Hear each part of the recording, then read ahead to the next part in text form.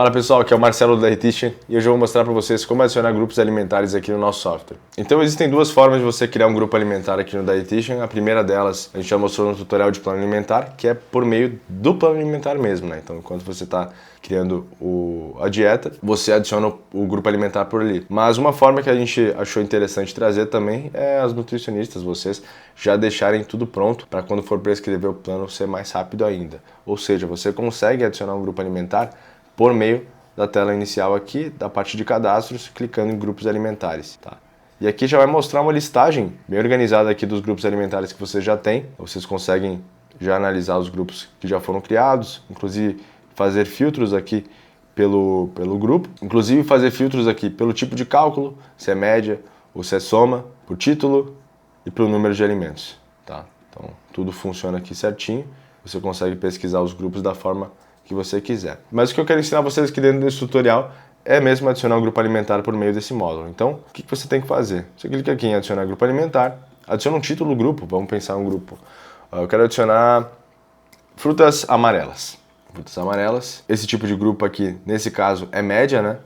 Então, vamos lá. Adicionar o primeiro alimento, maracujá, 120 gramas, tá?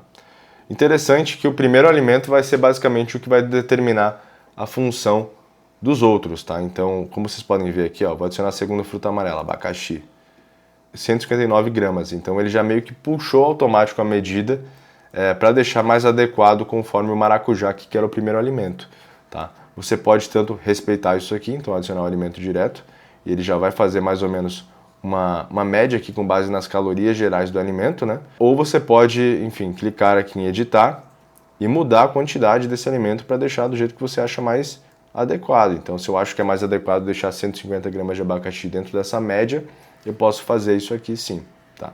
Ele vai ficar um pouquinho diferente, mas vai ficar conforme você acha melhor. Depois nós temos outra fruta amarela, vamos lá, cajá, manga, 168 gramas, puxou automaticamente, com base no abacaxi, nesse caso aqui que é o alimento que tem mais carboidratos, e aqui ele também faz essa média aqui entre calorias. Vou adicionar o último alimento aqui, carambola, para o nosso grupo ficar completo. Deixa eu aqui, carambola. Como eu falei, já vai puxar a quantidade automática, se você quiser mudar, dá para mudar. Adiciona o alimento aqui. Viram que ele ficou um pouco fora aqui dos macros? Pode dar uma ajustada. 150 gramas. E aqui ficou mais padrão, tá? No final de tudo vai calcular a média de nutrientes, tá?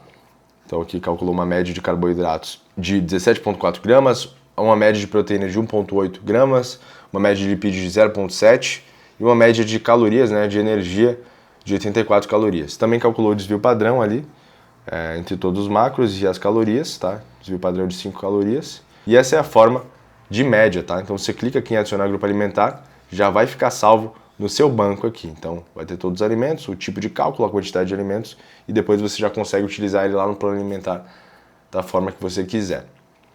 Agora eu vou mostrar o segundo método para vocês aqui de adição de grupo alimentar, que é o método de soma. Então a mesma coisa, você vai vir aqui adicionar grupo alimentar, vai vir aqui em soma, tá? Então a partir de agora o que vai acontecer? Todos os alimentos que você adicionar aqui no grupo, eles vão ser somados, então os macros deles vão ser somados. Para que a gente geralmente utiliza o grupo alimentar nesse caso? Para você fazer, por exemplo, um shot matinal de imunidade, para você fazer uma vitamina, geralmente esses alimentos que são compostos, né? Então aqui eu vou adicionar um shot de imunidade matinal, tá? Esse vai ser o título do meu grupo. Shot de imunidade matinal. Primeiro alimento nesse caso aqui, vamos colocar limão, tá? Já está em mililitros aqui, 50 mililitros.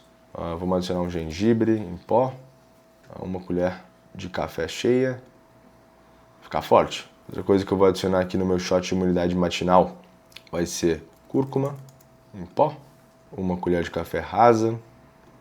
E para finalizar o meu grupo alimentar aqui, eu vou adicionar uma canela em pó, uma colher de café rasa. Então ficou bem completo o meu shot de imunidade matinal. Se você quiser adicionar água também dá para adicionar. Então pode ser um copo americano pequeno de água para descer esse grupo alimentar aí.